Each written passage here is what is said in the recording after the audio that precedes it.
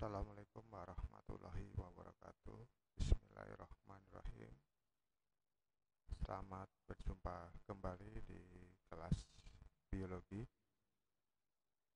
bersama saya, Pak Pamuji Santoso.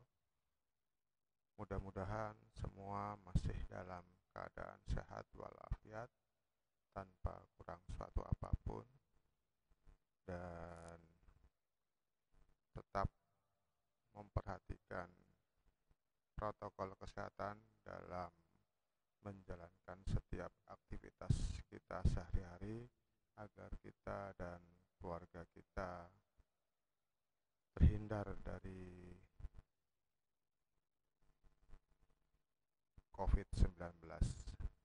Baik, pada perjumpaan kita kali ini kita akan membahas materi tentang substansi genetika. Jadi kita masuk pokok bahasan baru setelah pertemuan sebelumnya kita membahas tentang metabolisme, dan sekarang kita masuk ke substansi genetika.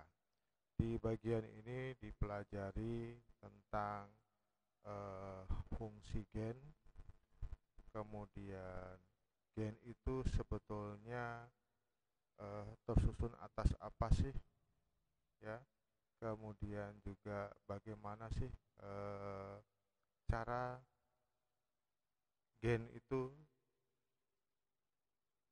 diwariskan dari satu sel ke sel-sel berikutnya melalui proses pembelahan sel, dan bagaimana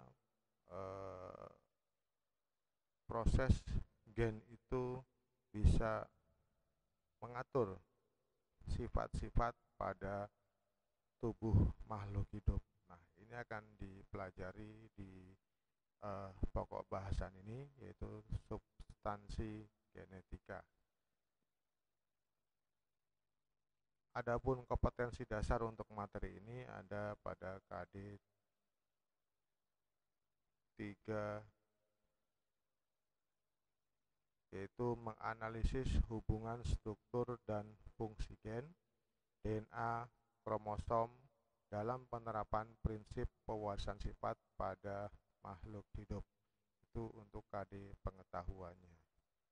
Adapun untuk KD keterampilannya, yaitu merumuskan urutan proses sintesis protein dalam kaitannya dengan penyampaian kode genetik,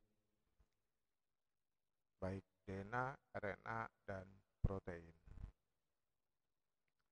Tujuan pembelajaran yang hendak dicapai adalah seperti berikut. Jadi setelah mengikuti pembelajaran ini diharapkan kalian itu nanti mampu pertama menjelaskan fungsi gen, menunjukkan atau mengidentifikasi letak gen, kemudian dapat mendeskripsikan struktur kromosom, menjelaskan bentuk-bentuk kromosom, menjelaskan jenis-jenis kromosom, menentukan rumus karyotipe atau susunan kromosom suatu organisme, dan menjelaskan hubungan antara gen dan kromosom.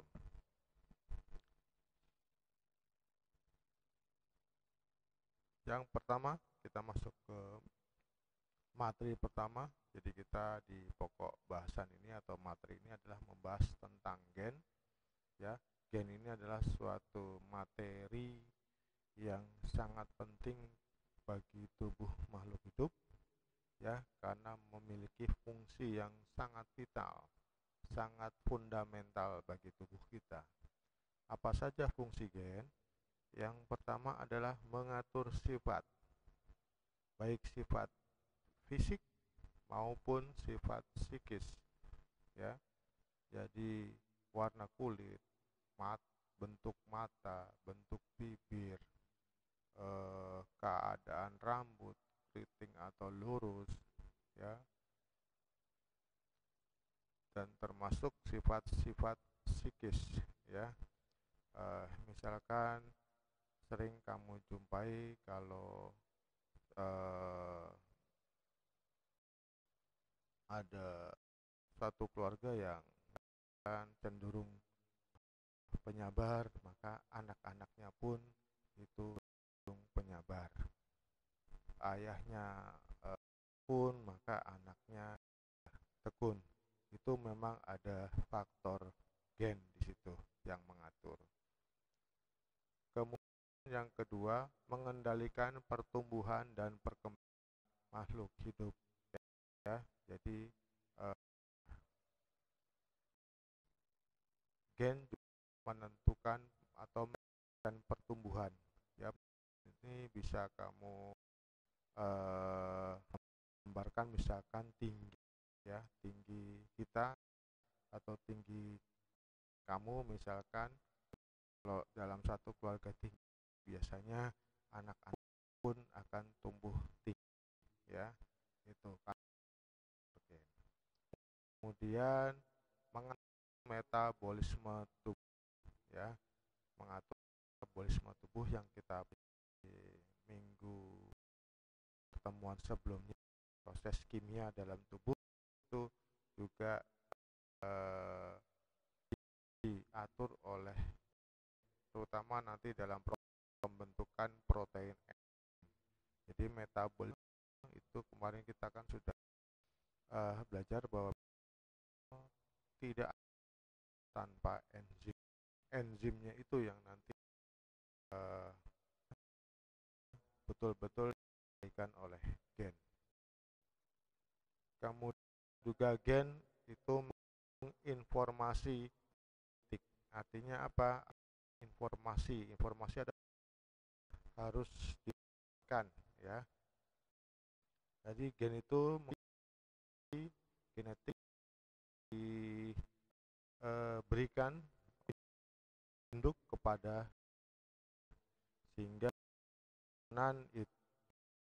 informasi genetik dan memiliki sifat-sifat dengan induk. Kalau tidak ada informasi, maka anak atau cucu itu pasti yang berbeda. Nah, fungsi gen bagi tubuh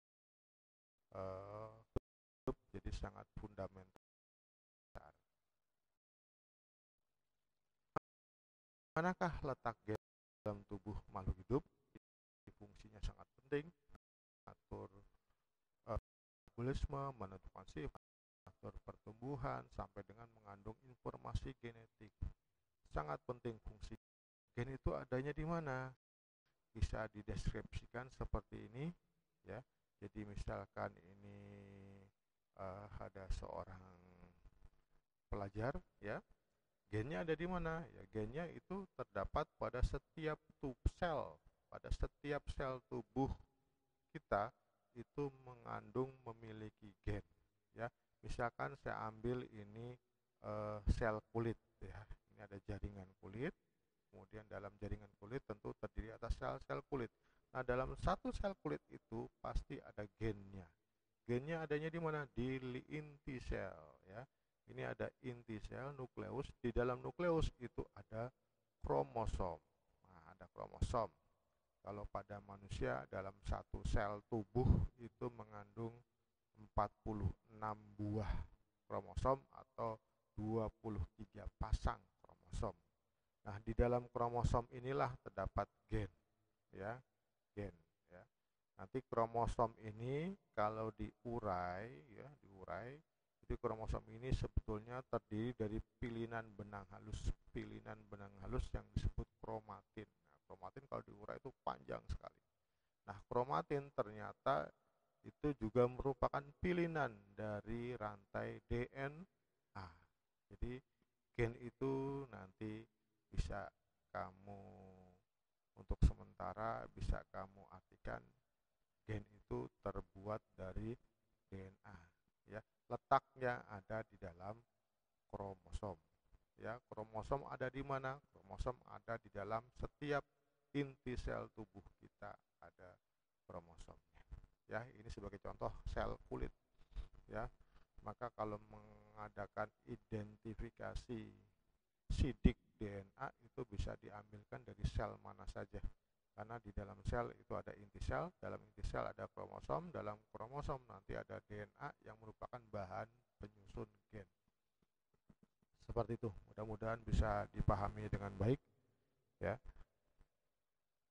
Berikutnya kita mempelajari struktur kromosom sebagai tempat terdapatnya gen. Jadi sudah mulai paham ya hubungan gen dengan kromosom. Jadi kromosom itu adalah tempat terdapatnya gen. Nah, kromosom nanti harus kamu bisa identifikasi terdiri atas beberapa struktur, ada yang disebut lengan, ada yang disebut matriks, ada yang disebut kromonema, sentromer, kromomer, dan locus. Itu harus bisa kalian tunjukkan bagian-bagiannya. Nah, kromosom terkadang bentuknya tunggal, ya, single chromatid seperti ini, ya. Nah, ada di dalam kromosom tadi, di dalam kromosom ada benang, pilihan benang ya halus yang disebut kromo, ada disebut kromonema. Ini benang halus di dalam kromosom yang sebetulnya strukturnya berpilin, ini rapat, ya. Kemudian di ujungnya ada satelit, ya. Kemudian di kemudian ada bagian kromosom, ya, walaupun tidak selalu di tengah, ini yang disebut sentromer. Ini bagian kromosom yang di sini tidak terdapat gen, ya. Sentromer ini nanti fungsinya tempat menempelnya benang-benang pembelahan. Kemudian ada ini ada lengan. Nah, ini kalau sentromernya di sini, maka ini ada dua lengan, ya. Tapi ada juga yang kromosom sentromernya ada di ujung, misalkan di sini. Nanti sehingga hanya memiliki satu lengan kalau sentromernya di ujung. Kalau seperti ini berarti memiliki dua lengan, ya. Di dalam lengan kromosom sekali lagi ada kromonema, ada benang kromonema, kemudian ada juga matriks, cairan pengisi di dalam lengan kromosom ada matriks. Oh ya, ini ada locus. Nah, locus itu yang garis-garis hitam, ya, garis-garis hitam. Ini namanya locus. Locus ini adalah tempat gen berada, ya, tempat gen berada di dalam kromosom itu disebut locus, ya. Locus itu terdapat di sepanjang kromonema. Nah, mudah-mudahan bisa diikuti ya struktur kromosom seperti ini. Kemudian ini kromosom dengan single chromatid namanya, ya, dengan single chromatid. Sebab kromosom tidak selalu seperti ini keadaannya, karena kromosom itu nanti punya kemampuan untuk menggandakan lengan-lengannya sehingga nanti bisa jadi kamu temukan gambar yang seperti ini. Ini juga kromosom, tapi kromosom yang sudah dikatakan double chromatid, ya. Ini satu kromatid, ini kromatid yang satunya lagi. Gen-gen yang ada di kromatid ini dengan kromatid ini sama, ya. Nah, ini sama, ini ada telomer atau satelit, ya, sama saja. Kemudian ada lengan, ini lengan. Nah, ini lengan, ini lengan, ini lengan. Jadi ini ada 4 lengan, ya. 4 lengan tapi 2 kromatid ini, ya, 2 kromatid. Ya. Seperti ini, di dalamnya tentu ada, di sini ada kromonema juga. Nah, yang merah ini sentromer. Seperti ini, yang merah sentromer. Nah, itu, ya. Jadi kromosom bisa jadi strukturnya berubah, tidak seperti ini tapi menjadi seperti ini, ya. Karena kromosom memiliki kemampuan untuk menggandakan, untuk menduplikasi diri. Nah, seperti ini. Jadi kromosom tadinya tunggal kromatid, single kromatid gini, ya. Ya. Kemudian menjadi seperti ini. Karena berreplikasi, menduplikasikan diri, ya. Kenapa ini kromosomnya sepasang? Ya, kromosom di dalam sel tubuh biasanya memang berpasang-pasangan, ya, atau yang disebut homolog, pasangan kromosom yang memiliki fungsi yang sama, ya. Nanti kita bahas lebih lanjut, ya, apa itu kromosom homolog.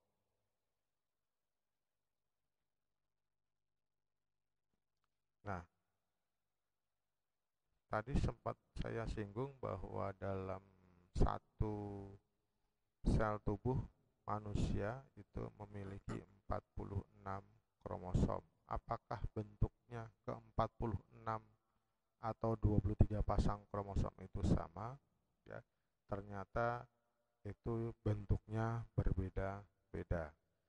Jadi kromosom bentuknya berbeda-beda. Ada yang modelnya seperti ini, tergantung letak sentromer, ya, tergantung letak sentromer. Ada sentromernya letaknya di ujung seperti ini, sehingga hanya satu lengan. Atau kalau kromosom yang sudah menduplikasi berarti seperti ini, ya. Ini namanya telosentrik, ya. Jadi kromosom yang sentromernya letaknya di ujung. Kemudian ada yang letaknya dekat dengan ujung, bentuknya lurus, lengannya satu panjang, satu sangat pendek.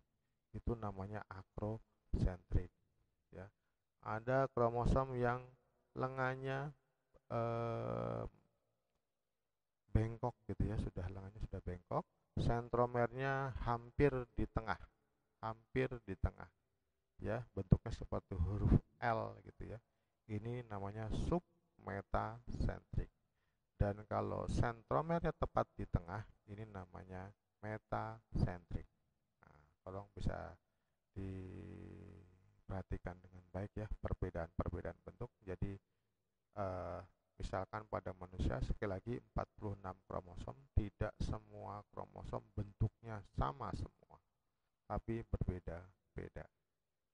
Itu untuk bentuk kromosom. Kemudian kita harus juga mengenal nanti, sebelum ke jenis kromosom, kamu harus bisa membedakan jenis-jenis sel pada tubuh kita.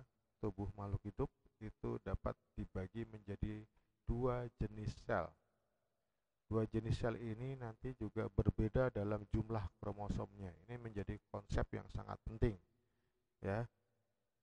Apa saja jenis sel? Itu hanya ada dua yang perlu kalian ketahui. Ada dua jenis sel penyusun tubuh kita, ya. Ada sel yang terdapat dari ujung kepala sampai ujung kaki kita, ya. Sel yang menyusun ujung kepala sampai ujung kaki kita ini disebut sel tubuh atau sel somatis, ya. Kemudian ada sel, ya, lain yang terdapat pada testis kalau laki-laki dan pada ovarium kalau perempuan, yang disebut sebagai sel kelamin, ya. Jadi ada dua, sel tubuh sama sel kelamin, ya. Selain sel sperma, ya, dan sel telur kalau ovarium, ya, itu disebut sel tubuh. Sedangkan sel kelamin ini hanya dua jenis, yaitu sel sperma dan sel telur. Di luar itu disebut sel tubuh. Makanya di sini saya jelaskan apa itu sel tubuh. Itu adalah keseluruhan sel penyusun tubuh kecuali sel kelamin, yaitu sel sperma dan sel telur. Kecuali ini disebut sel tubuh atau termasuk sel tubuh. Memiliki susunan kromosom diploid. Nah, ini kaitannya jenis sel dengan jumlah kromosom. Ini adalah, kalau itu sel tubuh, maka susunan kromosomnya adalah diploid, ya. Susunannya adalah diploid, 2N, ya. 2N itu kenapa disebut 2N, ya. Nanti konsepnya adalah 2N itu menggambarkan bahwa keadaan kromosom dalam sel tubuh itu adalah berpasang-pasangan, ya. Ya, diploid itu artinya kromosomnya berpasang-pasangan dalam inti selnya. Sel kelamin itu terdiri atas sel kelamin jantan, sel sperma, dan sel kelamin betina, sel telur, ya. atau ovum memiliki susunan kromosom yang disebut haploid. Berarti kalau haploid, kromosomnya tidak berpasangan, ya. Kalau sel tubuh 2N, maka sel kelaminnya N, setengahnya berarti ya.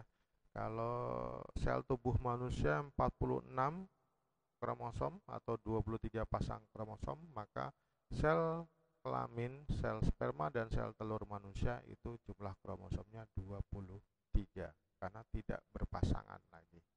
Nah, seperti itu ya.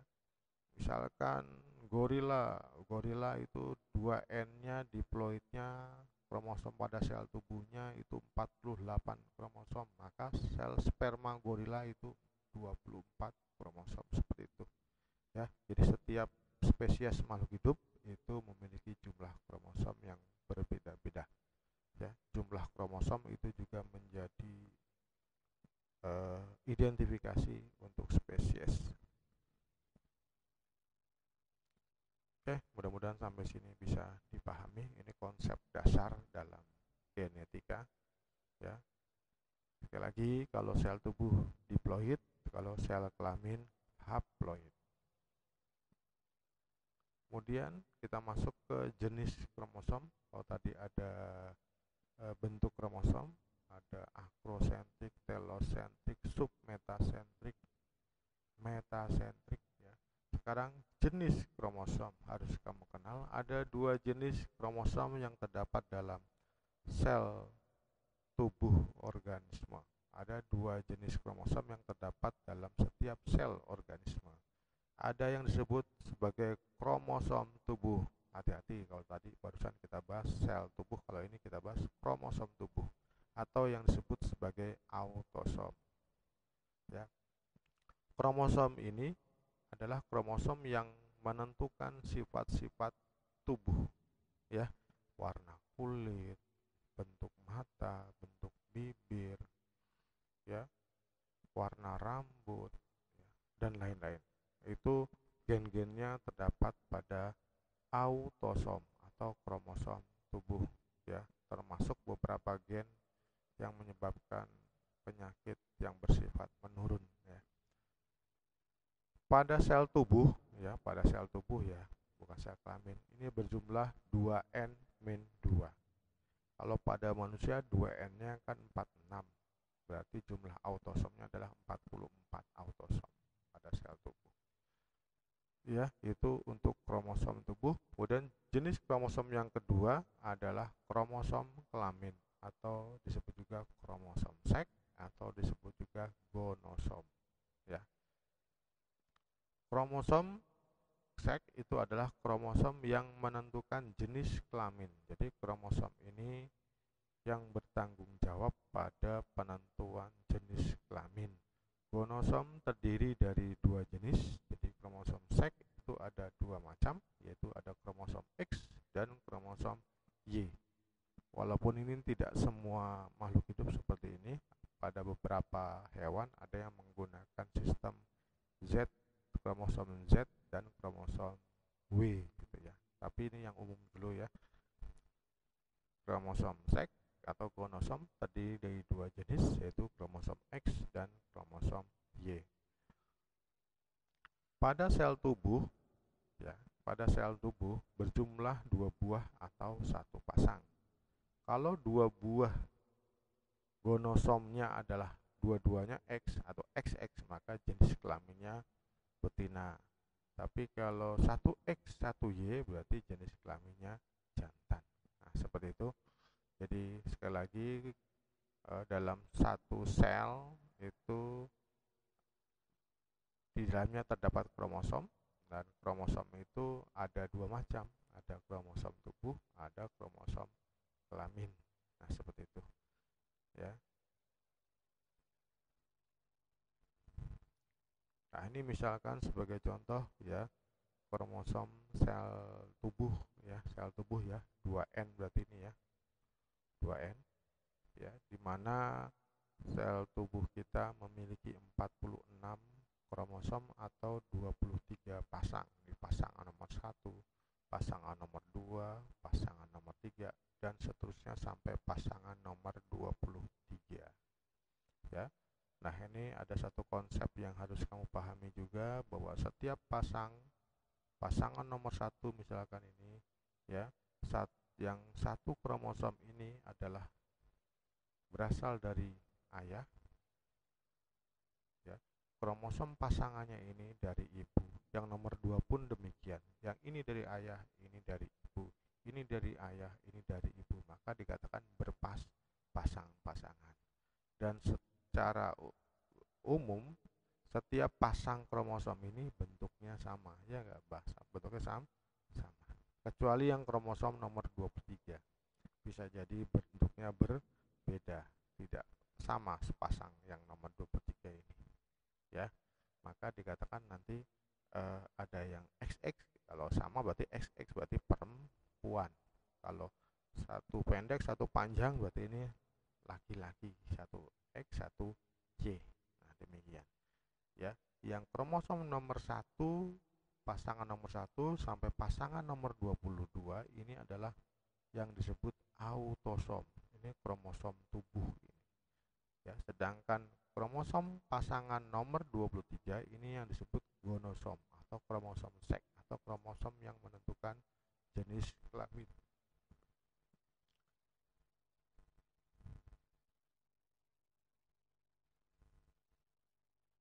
Nah, ini kromosom pada sel tubuh ya, 2N. Ingat, sel tubuh itu susunan kromosomnya 2N atau diploid ya. Pada manusia berjumlah 46 buah atau 23 pasang ya. Tadi sudah saya jelaskan, terdiri dari 44 autosom dan sepasang gonosom ya, dimana gonosom ini pada nomor 23 ini ya. Kemudian autosom atau kromosom tubuh itu ditunjukkan oleh nomor 1 sampai nomor 22. Kemudian kromosom seks yang menentukan jenis kelamin itu pada nomor 23. Jadi laki-laki atau perempuan suatu individu itu bisa dicek pada kromosom nomor 23. Kalau XX bisa kromosomnya kembar, itu berarti betina atau perempuan. Kalau satu panjang satu pendek atau berbeda berarti dia laki. Bisa dicek di kromosom nomor 23.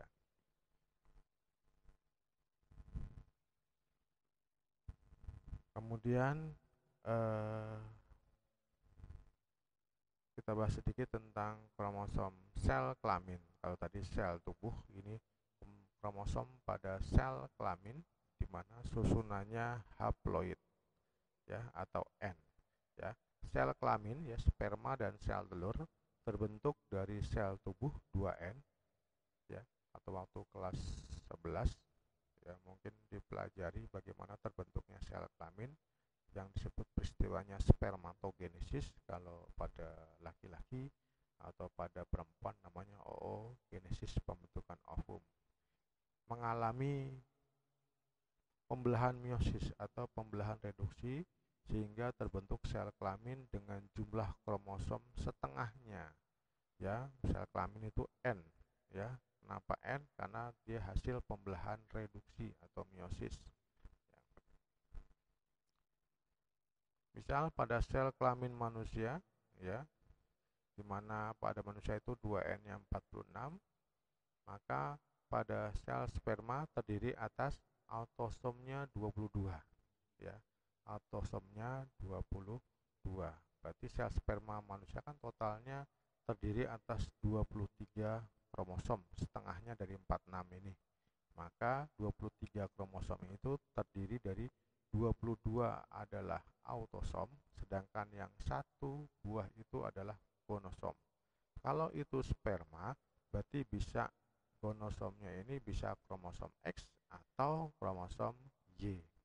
Maka dikenal nanti sel sperma itu ada dua macam, ada sperma X, ada sperma Y, tergantung pada jenis gonosom yang ada di dalamnya. Ya. Kalau sperma X berarti susunannya adalah 22 autosom plus X. Kalau sperma Y berarti 22 autosom plus Y. Jadi kromosom seksnya yang Y. Kalau sel telur terdiri atas ya 23 kromosom ya, di mana 23 kromosom itu terdiri dari autosomnya 22 dan gonosomnya 1 buah. Dan kalau sel telur, gonosom yang 1 buah ini dapat dipastikan dia adalah kromosom X ya. Karena sel telur kan dihasilkan oleh perempuan, dan perempuan itu kan kromosom seksnya XX. Jadi dapat dipastikan kalau sel telur kromosom seksnya atau gonosomnya adalah berjenis X. Dan ini ya, kita masuk ke bagian akhir, bagaimana penulisan karyotipe atau susunan kromosom. Jadi ada aturan yang harus dipenuhi ya, harus kamu pahami betul bagaimana cara penulisan susunan kromosom. Misalkan sebagai contoh ini bagaimana penyusunan karyotipe susunan kromosom pada manusia, di mana manusia memiliki kromosom berjumlah 2N sama dengan 46, atau dalam kondisi diploid berjumlah 46. Nah, maka susunan kromosom pada sel tubuh, kita tahu sel tubuh kromosomnya diploid atau 46 kalau manusia ya. Berarti kalau laki-laki ya 46 buah ini terdiri dari 44 autosom. Kemudian karena ini laki-laki, maka kromosomnya seksnya, kromosom seksnya atau gonosomnya itu XY. Atau bisa juga ditulis seperti ini, 22AA hanya double, itu membacanya adalah 22 pasang autosom plus XY. Ini bisa ditulis seperti ini juga. Kalau sel tubuh perempuan gimana? Sel tubuh perempuan nulisnya adalah berarti autosomnya 44, 44A plus XX, atau bisa juga ditulis 22AA atau 22 pasang autosom plus XX. Nah, seperti ini. Kemudian bagaimana susunan kromosom pada sel kelamin ya? Kalau pada sel kelamin berarti susunan kromosomnya haploid, ingat ya, haploid N. Kalau 46 berarti 23. Kalau pada sel sperma berarti dari 23 kromosom yang ada pada sel sperma itu 22-nya adalah autosom plus X atau Y. Untuk kromosom seksnya kalau sperma itu bisa X bisa Y. Sedangkan kalau sel telur lebih mudah ya. Jadi pastinya sel telur 23 kromosom, yang 22 adalah autosom dan yang satu lagi adalah kromosom X. Gonosomnya adalah kromosom X. Tulisnya seperti ini, 22A plus X. Nah, bagaimana untuk gorila? Nah, silahkan dicoba bagaimana sel tubuhnya, bagaimana sel spermanya, bagaimana sel telurnya. Mudah-mudahan bisa dipahami dengan baik ya.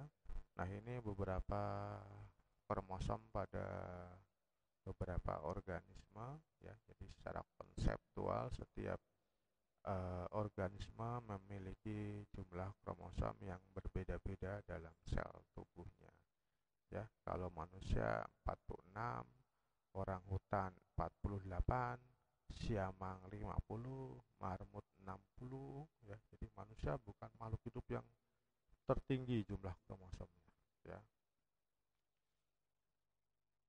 Nyamuk 6, lalat 12, kucing 38 dan seterusnya. Nah, demikian ya materi kita hari ini ya. Kita bahas tentang gen sampai dengan kromosom ya, sampai dengan bagaimana penulisan susunan kromosom.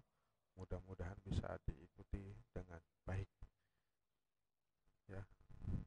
Terima kasih ya atas atensinya. Mudah-mudahan bisa menambah penjelasan. Sekali lagi ini hanya salah satu alat bantu dalam pembelajaran. Silahkan ya kalian cari literasi yang lain ya. Harapan saya dengan ini kamu tambah penasaran, kamu menambah literasinya, belajar dari berbagai macam buku yang relevan, atau silakan buka internet, buka YouTube ya, yang menayangkan hal-hal yang relevan dengan materi kita. Saya kira cukup. Sekali lagi ya, sekali lagi tetap jaga kesehatan ya, ikuti protokol kesehatan dalam aktivitas sehari-hari, gunakan masker dalam beraktivitas, hindari kerumunan, jaga jarak, dan sesering mungkin cuci tangan, bisa menggunakan sabun ya kalau di rumah. Kalau di luar rumah ya, selalu kantongi hand sanitizer. Setiap menyentuh benda apapun yang kira-kira disentuh oleh orang lain, tolong bersihkan dengan hand sanitizer kalau di luar rumah ya. Demikian, mudah-mudahan semua selalu sehat ya, walafiat ya, selalu dalam lindungan Allah Subhanahu wa taala. Assalamualaikum warahmatullahi wabarakatuh.